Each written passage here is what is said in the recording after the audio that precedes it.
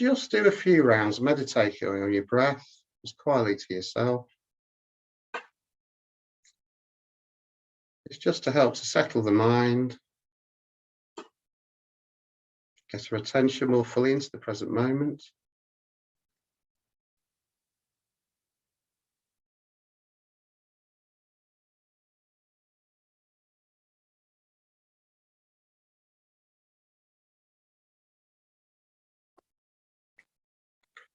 Okay, I'm going to slowly recite the refuge and bodhicitta prayer, so you can recite along with me if you feel comfortable with that, and no obligation. Then we're just going to do a little reflection on the words that we're reciting.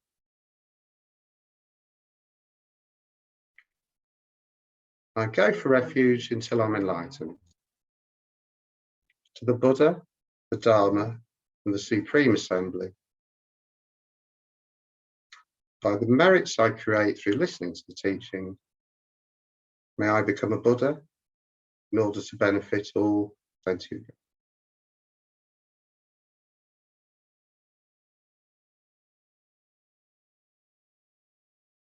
I go for refuge until I'm enlightened. To the Buddha, the Dharma, and the Supreme Assembly. By the merits I create through listening to the teachings, may I become a Buddha in order to benefit all sentient beings.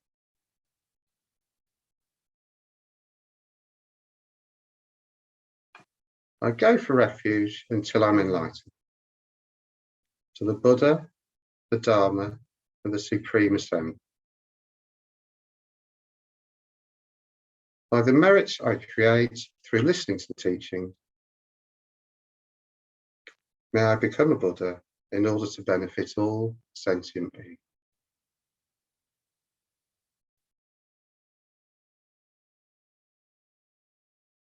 Let's just reflect quietly on those words that we recited. The first part of that prayer is about refuge in the three jewels, Buddha, the Dharma, and the Sangha.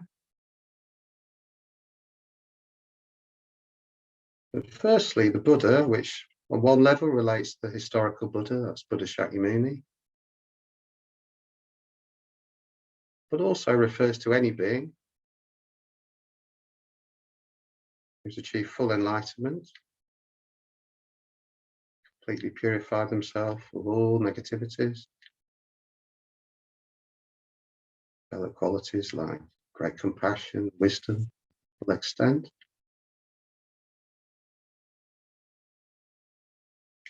Let's just remind ourselves that every one of us, there's no exceptions, every sentient being has the potential for that within them right now.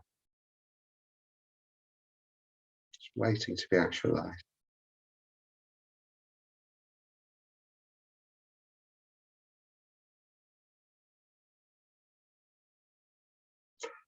The second of the three jewels is the Dharma. This relates to all the teachings and practices that have been laid down originally by Buddha Shakyamuni and all the great masters and practitioners who've come since, all the way up to the present. Let's just reflect how fortunate we are that we have access to this. These tried and tested methods to transform ourselves in a really positive way.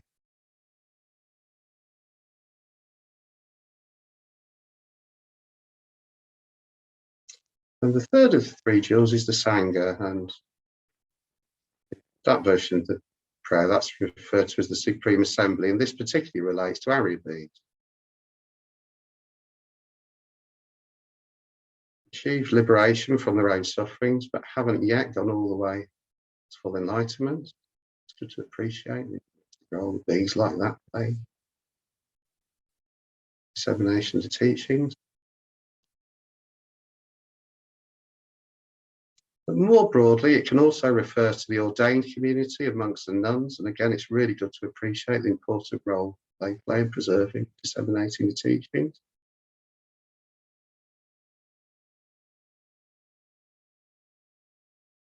And even more broadly still, refers generally to the spiritual community. And this includes anybody who we feel is really helpful and encouraging, supportive to our spiritual practice. Some people like that might not even necessarily be Buddhist. You know, it could be friends, family members, things like that. And it's really good to appreciate people well supported and help to encourage us.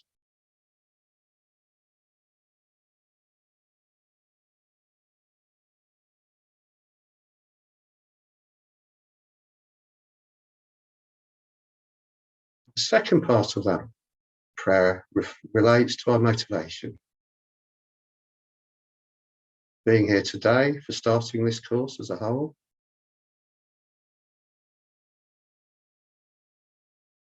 It's really important before we engage in any kind of positive activity that we try and generate really positive, strong motivation.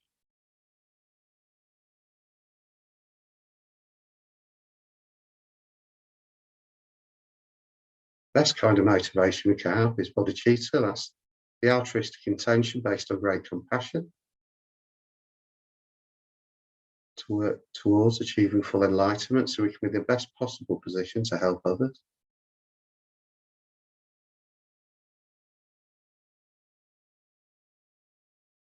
But at the very least, let's think that we're not just here to benefit ourselves. So that is part of it, and that's important. But also to put us in a better position to be able to truly benefit others.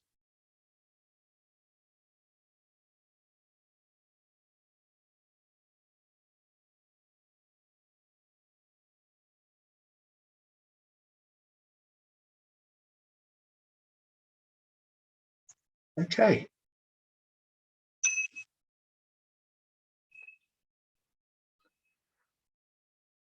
Right, welcome everybody.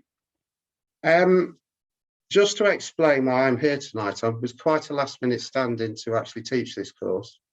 And Marta, I think it was, who was originally doing it, had to pull out. I'd better introduce myself. I know some of you, I know I've met you before, Adita, and I think a few of you look familiar actually, but my name's Martin. I've already introduced my wife, Sarah, who's here as well, just out of camera shots. And we've been studying and practicing the Dharma since the early 1990s. Originally via Jamyang London, particularly with Geshe Tashi Sering, who some of you will know, who was the resident teacher at Jamyang for many years. About 20 years ago, we relocated to the southwest, and we live now just on the South Wales border with Herefordshire. I've been teaching Discovering Buddhism for some years, mostly in the southwest, but also at Land of Joy Retreat Centre in Northumberland, which I expect some of you know. And I'm thoroughly looking forward to working with you over the next few weeks. It's a wonderful subject. It's a very, very practical subject. One thing I was going to say, and I'm going to ask Sarah to do it in a minute, I'm going to type up my email address in the chat room. So if you click on chat, you will see that posted in the chat bit. If at any point throughout the course, or for that matter after it, anybody feels like emailing me with any questions, any qualms or anything like that, please feel free to do so. I'm always really happy to have chats with like that about Dharma. So don't be shy to do that, you know, if you've got anything you want to share with me. Another thing I thought I ought to mention, because I know this is part of an ongoing Discovering Buddhism course, out of interest, is anybody here doing the Discovering Buddhism certificate? At the moment, you are, Adita. Okay. I'm really happy to do the Discovering Buddhism accreditation for this module for any of you, if you're interested. Just to explain what that means, I mean, I think you know Discovering Buddhism is an ongoing course. There's a total of 13 modules. It is possible to do the accreditation, and some people find that helpful. A lot of people do it without doing that, so you know there's no pressure whatsoever. It's not anything to worry about. I'll just say if any of the newer people are interested, you get a little accreditation card like this, an FBMT accreditation card, and you get signed up for each module to go along. There's no time limit on it. It certainly lasts for the rest of this lifetime anyway. I mean, some people spend a long, long time ticking all the boxes. And to fully complete it, there is quite a hefty practice commitment as well. But I will discuss that with anybody who's interested. And again, if you email me, I'll be really happy to discuss that with you. Also, if you're doing the accreditation, it does mean doing a little assessment at the end. But it's nothing to stress about at all. It really isn't. So, and I usually give a couple of options. You can either, I can send you a few questions and you can just write a few lines on some of the things we'll be looking at. And I'll give you some feedback to that. It's not like a pass-fail exam at all, though, and I can promise you the feedback will be positive. You know, and again, some people find it helpful, you know, it helps keep them going on the course. But I would ask, just email me and I'll discuss that with you. And again, Adita, I'm not sure I've got your email. So when I post that up, can you just send me a quick email and I'll get back to you about that. Okay. Right, I think that's it. We can get on now. The subject for the next 5 weeks is going to be thought transformation. I know it's actually entitled Transforming Problems, which is what this is all about, really. The Tibetan term for this is lo-jong. Often translated as thought transformation. Mind training is another term that's quite often used. Are you all right, sweetie? Oh, thanks very much. Sorry, Sarah's just typing up our emails. I'll just give a little bit on the historical background of this. These practices are very much an integral part of Tibetan Buddhism. But they're traced back via some of the great Indian masters who originally brought Buddhism to Tibet from India. A teacher is particularly important in relation to this, who's one of the masters in the 9th and 10th centuries who helped to bring Buddhist teachings into Tibet. And in turn, they're traced back through a lot of great Indian masters. Shantideva, for instance, who some of you will know, who wrote the Bodhisattva Charivatara, Guide to a Bodhisattva's Way of Life, and Nagarjuna also, and all the way back to the historical Buddha. There are several important mind training texts, thought transformation texts. A very well-known one is called the 8 Verses, and we're going to be referring to that through this course. Again, which was written by somebody called Langri Tampa just after Atisha's time. Another important one is the 7-point mind training, which some of you may be aware of. And for anybody who wants to go into thought transformation really deeply, there's a wonderful text called The Wheel of Sharp Weapons, which goes into a lot of depth into thought transformation. And there's a very good book, which I'm going to show here, called Peacock in the Poison Grove. It'll be backwards, won't it? You can write, it's called Peacock in the Poison Grove, which goes through that text in depth. It's got a wonderful commentary in here by Geshe Sopa and the original text itself, but that's only if people want to go into this a lot more deeply. There isn't any really obligatory reading for this module, but for people who are doing the accreditation, I would suggest doing some background reading. One book I'm going to recommend, which a lot of you are probably aware of, this is How to Meditate by Kathleen MacDonald. There's a very nice succinct explanation of thought transformation and a lovely practice associated with it, which a bit of luck we'll be able to do by the end of the course. So you have a read of that, particularly if you have access to this book. It's a really good book to have this. It contains a huge range of Buddhist meditations with very, very clear descriptions of some really important Buddhist context. And also the part in this book about Tonglen is very relevant as well, practice of Tonglen. So that's one thing I'd recommend. Otherwise, if you want to do some background reading, I'd really recommend the Lama Yeshe Wisdom Archive. Are people familiar with that? It's a really excellent free resource. If you just Google Lama Yeshe Wisdom Archive, again, if you email me, I can give you. Oh, thanks, Adita. I can see that. That hasn't posted, sweetie. Okay. Yeah. Would you like me to post these books on the chat, Martin? Oh, there we go. Sorry, what was that, Susie? Would you like me to post these books on the chat so people can access them? To post? The books and the Wisdom Archive link. Oh, yes, that's brilliant. If you can do that. Yes, thank you, okay. Susie. Yes, thank you. That's really, really helpful. There's some wonderful stuff in there. There are some really good commentaries on the 8 Verses and other aspects of thought transformation by His Holiness Dalai Lama, Lama Zopa, Lama Yeshe, who was the original spiritual founder. of the FPMT. And it really is worth having a look on that. It's a wonderful resource. And again, if you want to do a bit more reading on this, feel free to, but there's no obligation to do that. Right, now, these teachings on thought transformation, these are very, very useful practices, and they're actually incredibly pragmatic. They're kinds of practices we can apply all the time to our everyday lives. They particularly offer ways of using kinds of situations we'll normally identify as problematic or difficult in a really, really positive way. I think it's probably a given that we all experience problems. Is there anybody here who doesn't experience problems and difficulties? That's rhetorical. Life's very generous like that. And these offer really practical ways of utilising situations like that to help to transform ourselves in a positive way, instead of just seeing them as a negative. That doesn't mean it's always easy, and I think that's important to say that. And we mustn't put too much pressure on ourselves or expect too much.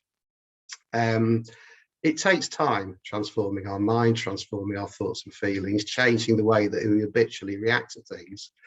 But these practices offer a very, very practical way of doing that. And one of the things I've always loved about the Dharma is whatever's happening to us, it's kind of a positive way of using it. I think that's one of the big benefits of the Dharma, really. His Holiness, the Dalai Lama, I was listening to a teaching by him on this recently. And he said that he rehearses the 8 verses, recites the 8 verses every day. And he also said in that teaching that if he finds himself stuck at an airport or something like that, which obviously happens to him a lot, he thinks this is a really, really good way of utilising that time. I would encourage everybody, because we're not going to be looking at them so much tonight, but we will be looking at them over the next few weeks, if you can, to get hold of a copy of the 8 verses. As I say, they're the 8 verses of thought transformation by Langley Tampa. For anybody who's got access to the Kathleen MacDonald, there's a version in there. Similarly, you'll find versions with commentaries in the Lama Yeshe Wisdom Archive. But again, if you Google, you'll probably find a copy of that quite easily. However, if you find that at all problematic, if you drop me a quick email, I can send you a copy straight back to you, an electronic copy. But it would be useful to have that, as we're going to start going specifically through the verses from next week. Yeah. Now, I'm just going to introduce, before we do some chat, just a few really important things that are relevant to these practices tonight. And the first one, which I find is something that I have to remind myself of this every day, and particularly if I'm experiencing problems, is that from a Buddhist point of view, if we're experiencing problems and difficulties, and particularly if we're experiencing something as suffering, the root cause of that is always within ourselves, within our own mind. Now, that can be quite difficult to take on board when we first hear it. And it's not a good thing to say to somebody if they're in the middle of a big problem and they're getting very stressed. I think it's important to say that. And that can actually be a bit unkind. And it's the last thing people need to hear often if they're going through a problem. But it is something, as Buddhist practitioners, we try as hard as we can, to apply ourselves, again, without putting too much pressure on ourselves. And it's not how we intuitively tend to react when we're experiencing problems.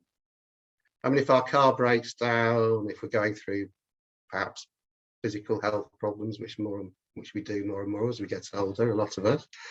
If people we feel are treating us unfairly or unkindly, our natural tendency is to blame the external causes as the source of the problem.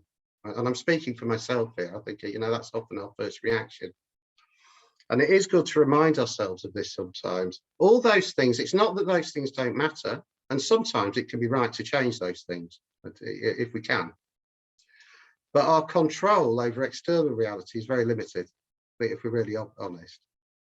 However, we do have a choice when it comes to our own mind, our own heart and mind, and the way we react to things. And that's something we can actually change. As I say, it's not always easy, and we're kind of in this for the long haul. But gradually we can change the way we tend to spontaneously react to things. And I think we all know that. It's obvious if we look sometimes at other people that some people get much more wound up and stressed about similar circumstances than others. But again, this isn't about pointing fingers at others. It's important we bring this back home, look at ourselves. And I think most of us find that we react to things very differently from day to day, from week to week. It can often depend on our mood, for instance. can't it? You know, the same situation, sometimes it doesn't bother us at all, and other times it might really wind us up and have a hold on us. But there is a clue there that we do have some choice. We actually have a lot of choice from a Buddhist point of view, and that is something we can gradually change. So it is a good thing to remind ourselves of this, you know, quite regularly, and particularly when we're experiencing problems. And it can be quite empowering that, you know, if we deal with it properly. Another thing I'd like to talk about a little bit tonight is that most of these practices we're going to be looking at are to do with transforming and turning around self-centeredness. Now, from a Buddhist point of view, self-centeredness certainly tends to cut us off from others and limits our ability to help others. But it's also very much at the root of our own problems and sufferings and difficulties. And there are two important aspects of self-centeredness that I'd like to talk about tonight. And it is quite good to be clear on these, because they're not exactly the same, but they are linked and they affirm and support each other. The first one is usually referred to as self-grasping ignorance. That's sometimes called fundamental ignorance. And this is that we cling to the notion of our I, our sense of self, as being much more solid, much more fixed than it really is, much more independent of causes and conditions than is really the case. And it creates a false sense of separation between self and other. There are actually, this is looked at in different levels of subtlety within Buddhism. Just to give some examples, that what's considered the grosser sense of this is the I as something as permanent, independent and unitary. That's the grossest. A little bit more subtle than that is the idea of the I being very self-sufficient and substantial. And then deeper still, the most subtle level is in the inherently existent I. From a Buddhist point of view, this is a complete delusion. It's not like it's something that's there that we need to get rid of. It's a delusion. It doesn't really exist. But this deluded notion of I is actually the root of all our samsaric problems and difficulties. It's at the root of self-centered attachment and aversion, and these in turn give rise to all the other kind of problematic states of mind that we all experience from time to time. For anybody who's familiar with the Wheel of Life, do people know the image of the Wheel of Life? You'll see it if you go to a Buddhist gompa. If you go to Jamrang Lee's, it'll be up on the wall. It's got there are 6 realms in it in a big circle, and all this is in the clutches of Yama that represents death and impermanence. It is quite a common image you'll often see in it. It's usually at the doorway if you go to a Buddhist gompa. And that's actually a depiction of what we call samsaric existence, or particularly the desire realm, samsara. And right at the centre of that are the 3 figures. And they represent this fundamental ignorance, this self-grasping ignorance I've talked about, and self-centered attachment and aversion. So as I say, from a Buddhist point of view, that's really at the root of all our sufferings. Martin, That's the first. Yes, you say sorry to interrupt you. I've posted the links in the chat. Would you like me to keep you updated with these terms that are quite new to some people, like the Wheel of Life and samsara? And do you want me to like put some keywords and definitions down for everybody? You can, by all means, Susie. Yes. And I'm going to be encouraging everybody to discuss this and ask questions. So we'll be exploring these things as we go along. But by all means, yeah, by all means, thanks. I mean, that can be quite helpful. Okay. Hey, sorry to interrupt you. Not at all, not at all. And don't be shy to again. It's really helpful, obviously. So that's the first aspect of self-centeredness, what we call self-grasping ignorance. And as I say, it's clinging to this very solid, rigid notion of an I that creates this false sense of separation between ourselves and other sentient beings, and ourselves and in fact in the rest of reality. The second aspect of self-centeredness is what's called the self-cherishing. Now, this is the state of mind that's primarily concerned with our own happiness and isn't quite so concerned with the happiness of others. Now, again, we have to be very honest in spotting this. It doesn't mean that we're completely selfish and we don't care at all about others. It's not that. I mean, I'm sure everybody here practices kindness very often from day to day. But if we're really, really honest and we check, quite often we get preoccupied with their own happiness and perhaps aren't quite so concerned with the happiness of others. And it's something, you know, it's good to try and spot this. I mean, it can be an obstacle, this, even in really loving relationships, you know, let alone in our relationship to the world at large, you know, and other people. And that is the one that's more emphasised when we come to the practices of thought transformation. And we'll be seeing this as we go through the verses. But as we will see, they are actually both addressed as we progress through the practice, and we'll be exploring both of them over the next few weeks. Problems, when we're experiencing problems and difficulties, it gives us a really good opportunity to spot these things, do something about it. Yeah. I mean, to give an example, going back to the first one, if somebody is treating us unfairly, it tends to bring out a very strong sense of I, that, you know, and spotting that's the first step, you know, to really doing something about it and changing it, and that can be really, really useful. They also, so that's addressing the first one, the self-grasping ignorance. They also give us great opportunities to try and turn around this kind of self-cherishing mind and to start to attention more to thinking about others, you know, and the happiness of others. Something I'm going to address in a minute. It's important we don't lose sight of our own needs when we're doing that, but I'm going to address that in a minute, so I'll come back to that. Now, something else, again, I just want to get out there tonight, is that the Buddhist path is obviously divided into like two branches or two wings: method and wisdom. Method and wisdom. The wisdom side of the teachings, which is basically the teachings on emptiness and selflessness, is the main antidote to the first thing I described, the self-grasping ignorance. It's the main antidote to that. The method side of the path, and method includes all sorts of things, but particularly important are compassion, bodhicitta, which we talked about at the start, that little meditation we did, is the main antidote to the self-cherishing side. However, these are practiced ideally inseparably in combination. They very, very much affirm and support each other. They're often combined to the two wings of a bird that will help us progress towards eventual enlightenment. If a bird only has one wing, it'll fly around and round in circles, won't it? So both of these are equally important. And ideally, they're practiced indivisibly, and they very, very much feed and support each other. One little aside on that, a lot of you will be familiar with the mantra Om Mani Padme Hum, which is probably the most famous mantra, so, you know, in Tibetan Buddhism.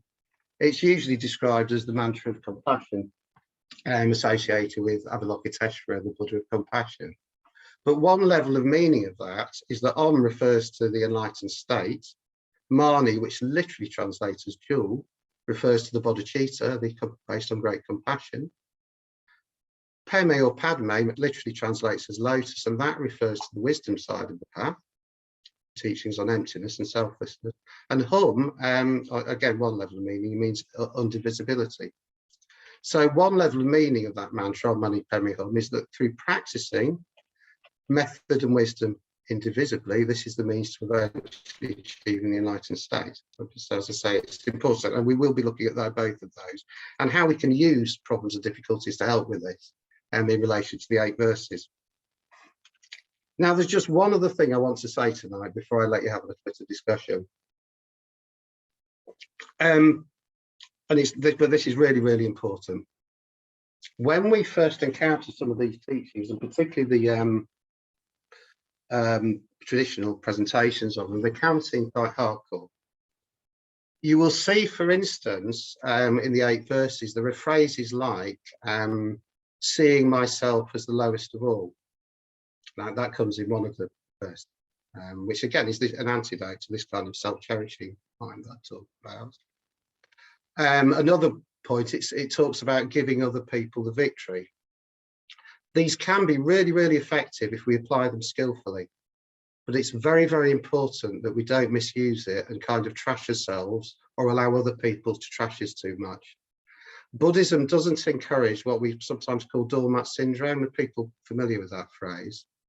And letting other people just walk all over you. That can, in the long run, be very, very counterproductive. There are very inspiring stories of great bodhisattvas, some of you might know the story of a Sangha and the dog, for instance, kind of sacrificing parts of their body for other beings. These are very, very inspiring stories, and we can draw a lot from them, but we're not there yet. You know, and we have to be really gentle and realistic. You do matter as much as everybody else. And that's really important, particularly if you're the kind of personality that's a bit prone to that. If we take on too much too quickly, and particularly if we allow other people to trash all over us too much, that can just grind us down. That will make us, well, it'll make us unhappy, but not only that, we won't be in such a good position to actually benefit others. You know, and I'm going to bring this into the meditation we do at the end, but it is important that you are able to attend to your own needs as well, and don't take this too far. One of Lama Yeshe's favourite sayings was, "Be gentle with yourself and be gentle with others," and I think that's really, really important advice. Okay, I'm not going to talk anymore tonight until we get to the meditation. Are there any questions from anybody based on anything I've just said before we do a little bit of discussion?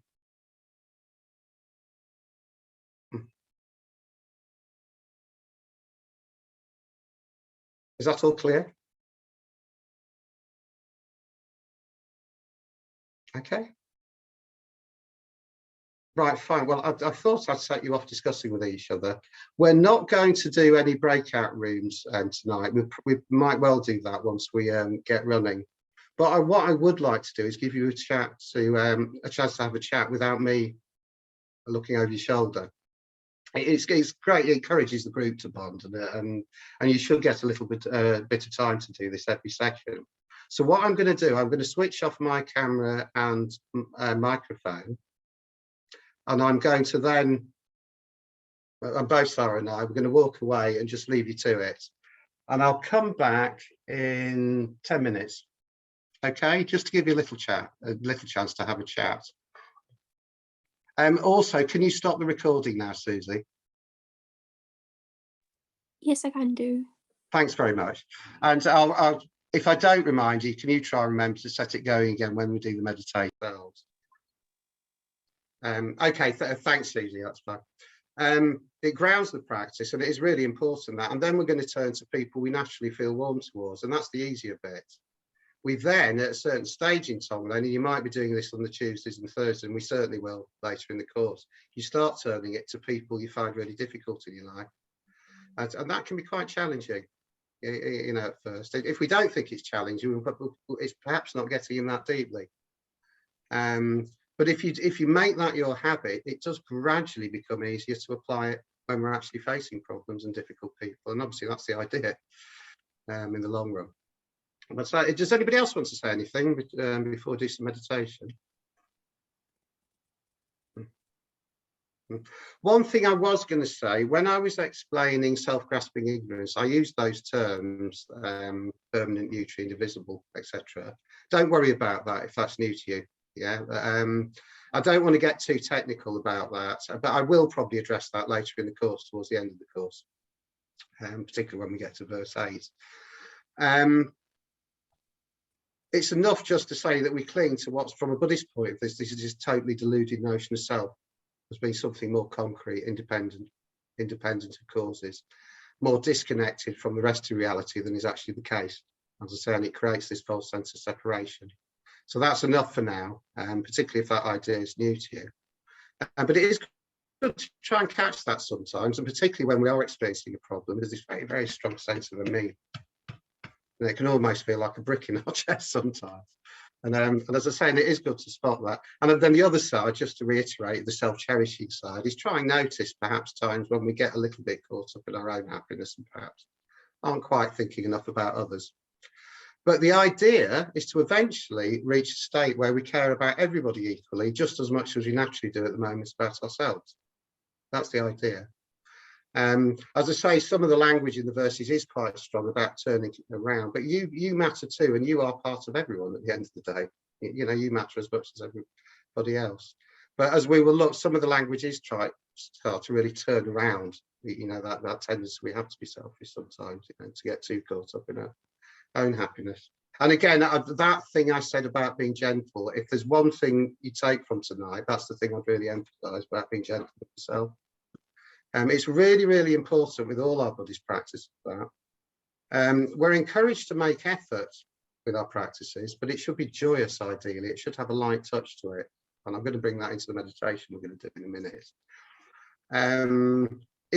If we do it like that, we're more likely to keep doing it, you know, and if we take joy in our practice. But if we start putting too much pressure on ourselves and expecting too much, that in itself can become an obstacle. And that is a tendency. I'm not sure if it's a cultural one or not. I mean, some people say it's a particular tendency of our culture, but we can be very, very hard on ourselves sometimes. And that's something to be wary of as well.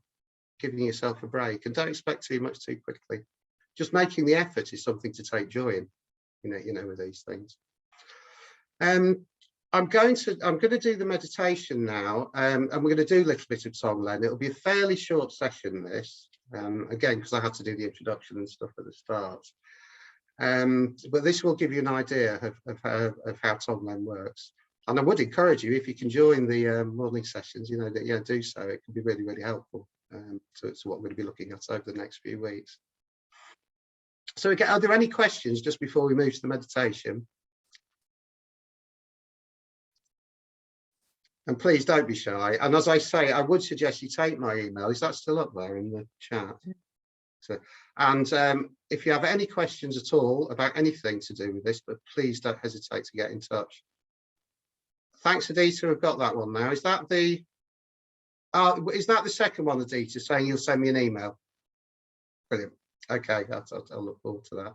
And again, if any of you decide as we're progressing that you would like to do the accreditation, you don't have to commit now. Just let me know and I'll be really happy to discuss that with you. Okay, so we'll do a little bit of meditation now.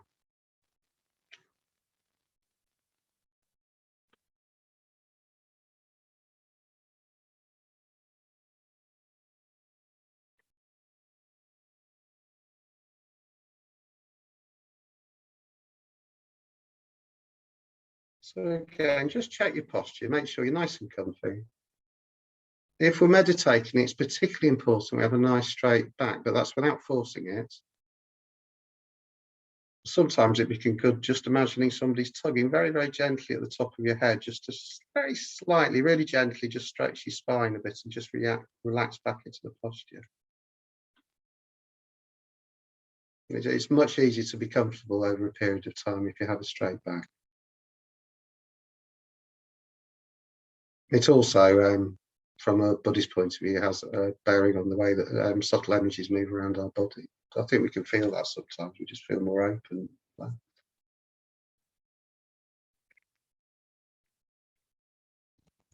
Again, just do a few rounds on your breathing, just to help to calm down your mind.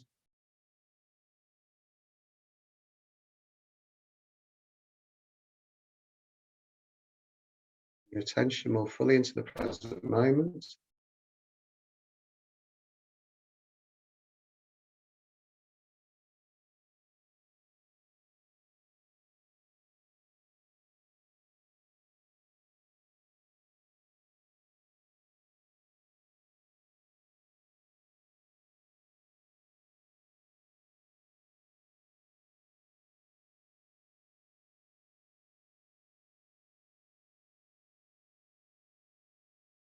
Now we're going to introduce ourselves to this practice of Tonglen, which literally translates as taking giving. And just something I want to say before we do this practice. One thing we're going to imagine, as Susie was explaining at the end, is we're going to imagine taking problems and difficulties away from others in the form of black smoke. It's quite important that we do this meditation with a light touch. It's not like we're taking on all the cares and woes of the world in a heavy way.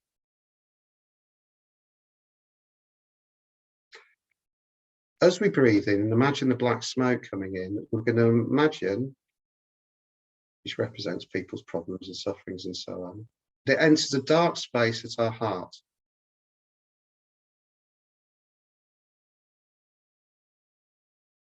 It's in the center of our chest. And that dark space represents self-centered attitude. Usually self-cherishing is more emphasized. Second thing I talked about in this practice. But you can also think of it as being the self-grasping ignorance as well. Just think of it generally as self-centered. And if we remind ourselves that that's actually at the root of our own problems, it's not just the main obstacle to helping others. So we're doing this practice to benefit ourselves as well as other people. It can help give it a nice light touch, that. As I say, it shouldn't become a heavy thing.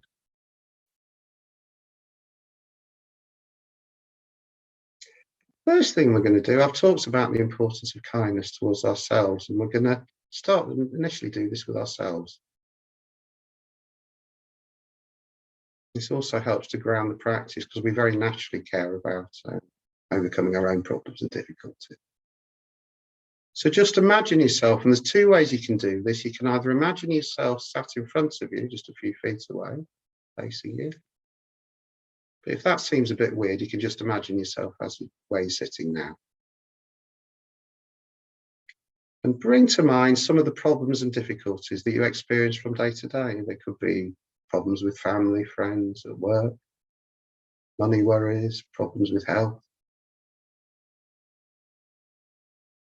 car trouble, or the kind of problems and niggles that we all experience from day to day.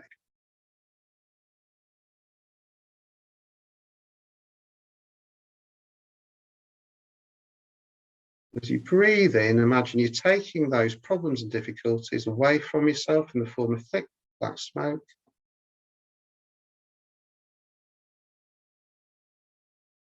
Which enters that dark space of the heart, letting the self-centered attitude. Utterly uprooting that. As that happens, that smoke transforms into beautiful, blissful light. As you breathe out, that beautiful light pours out from your heart, totally filling your mind and body. Your sense of lightness, giving you happiness, overcoming all your problems and difficulties. And the causes of happiness, every positive quality, things like love, compassion, patience, wisdom. And we'll do that in relation to ourselves just for a few rounds. So again, as you breathe in, you imagine you're taking your problems and difficulties away from yourself.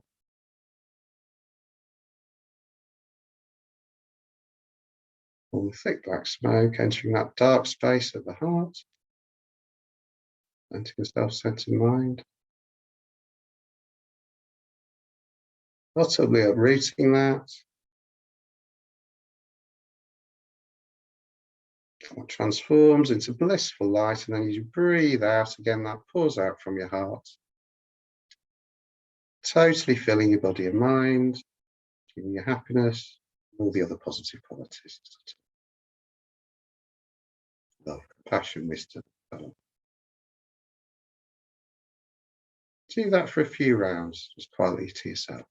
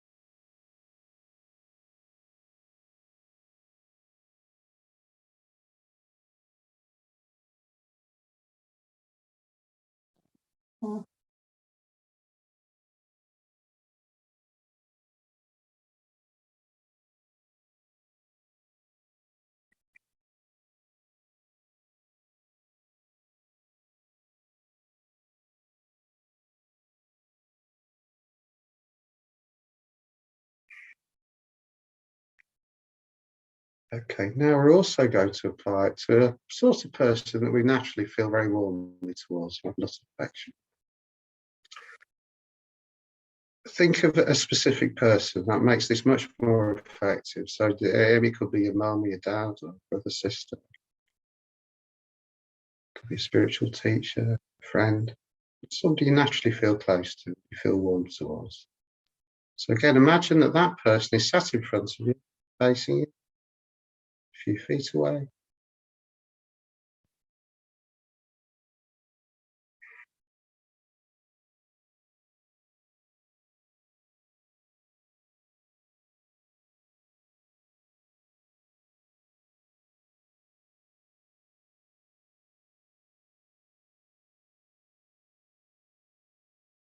And now you probably know this person quite well, so bring to mind some of the specific problems that they're experiencing.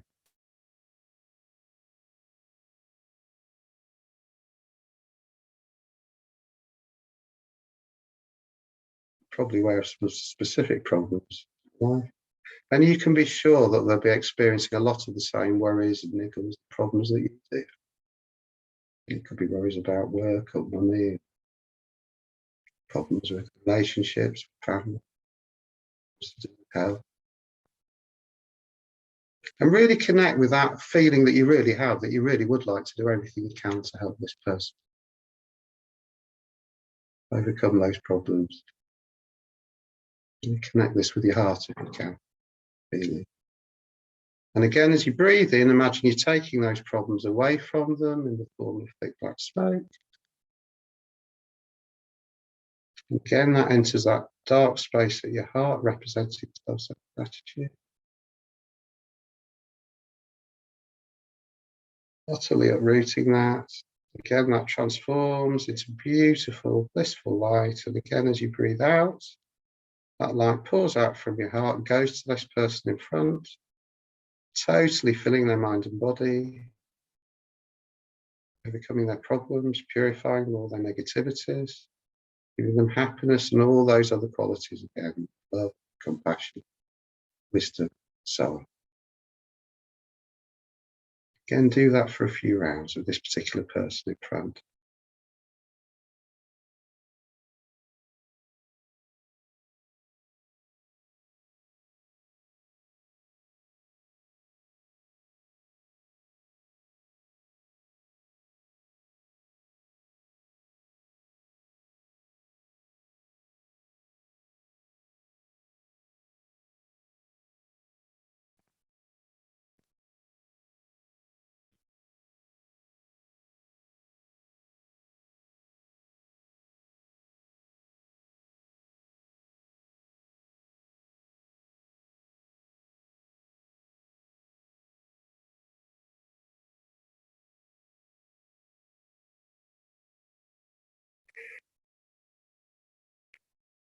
Again, really connect with your heart on this. You really do wish this person every happiness.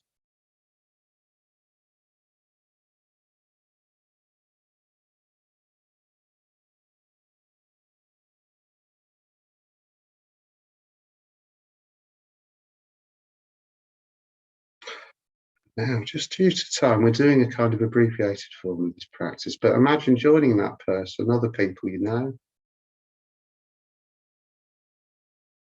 Again, you can think of other friends and family.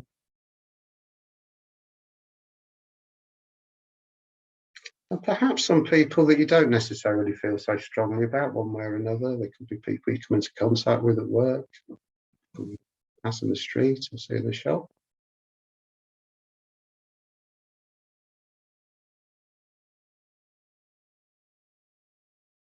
You can also include people you find difficult. We'll get to that a bit later. And again, just reflect that just like yourself, just like this close friend or whoever it was you initially thought of a friend, these people will be experiencing very, very similar problems and difficulties.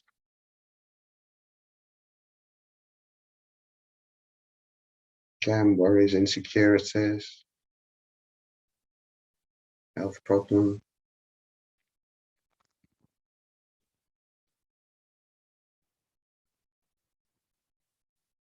kind of problems are part and parcel of an enlightened existence. You'll experience them. And again, to connect with that feeling you felt for your friend and try and extend that outwards to include these other people.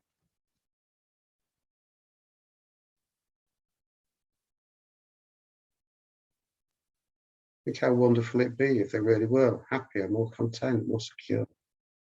That would be to everybody's benefit.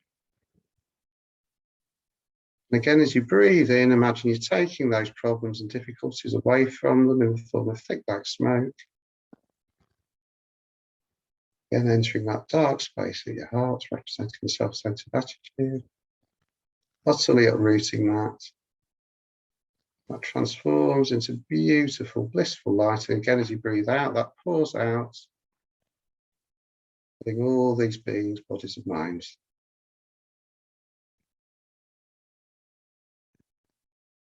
being with happiness, contentment, and every positive quality. Again, love, compassion, wisdom.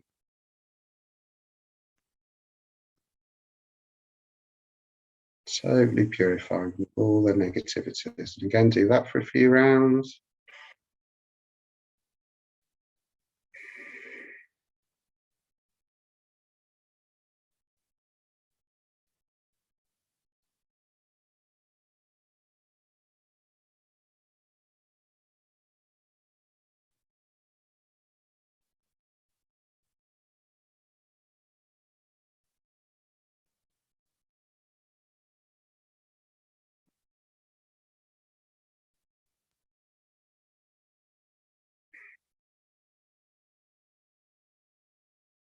Now, just to conclude the practice, you're going to extend this out as far as you can and as far as you can imagine. So you can think of beings in front of you, to your right, your left, above and below you. And not just people, you can think of animals. Can experience all sorts of problems and difficulties. Hunger, hot, cold, about being eaten, things like that.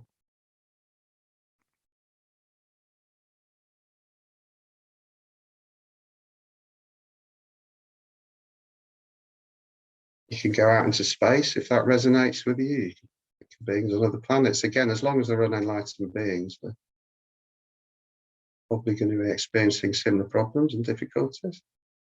Go into other realms of reality, just take as far as you can, imagine. And again, as you breathe in, you're imagining you're taking all these problems and difficulties away from these beings in the form of thick black smoke, again, which enters that dark space of the heart, the self-centered attitude, utterly uprooting that, transforms into blissful light, which then pours out from your heart in all directions, purifying all these beings, all their negativities, happiness, all those positive qualities, causes of happiness, love, compassion, wisdom, self.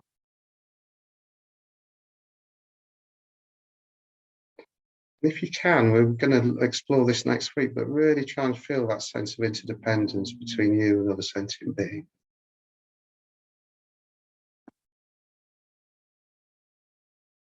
Wonderful it would be for everybody.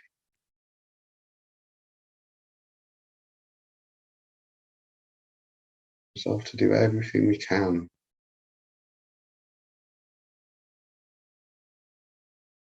to overcome suffering wherever we encounter it, whoever's experiencing it. Again, just do that for a few rounds.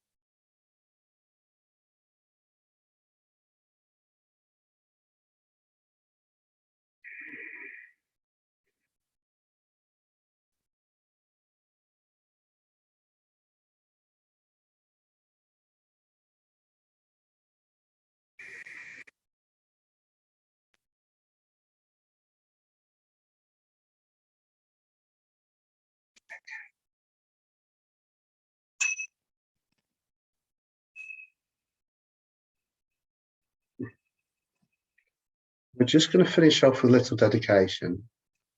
It's good to do this at the end of a session. And first of all, give yourself a bit of credit for the effort you've made this evening coming here.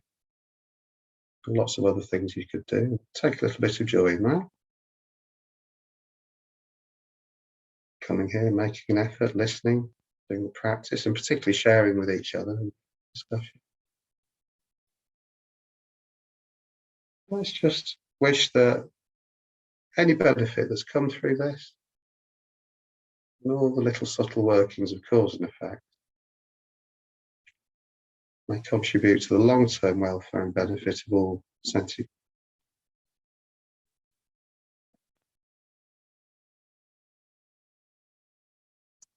Okay. Thank you. I think we've lost somebody, haven't we?